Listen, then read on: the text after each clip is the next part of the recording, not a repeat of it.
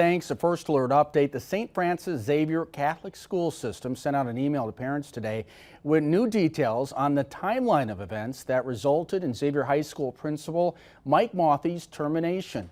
The email from interim president Katie Heim stated that a thorough investigation of a complaint reported to the Diocese of Green Bay resulted in evidence showing that Mothy clearly broke the diocese's promise to protect policy. The email says a report was then made to the Appleton Police Department.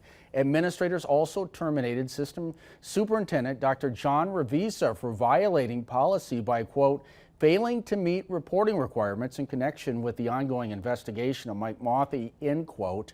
The email stating no specifics will be released because it's an issue about personnel.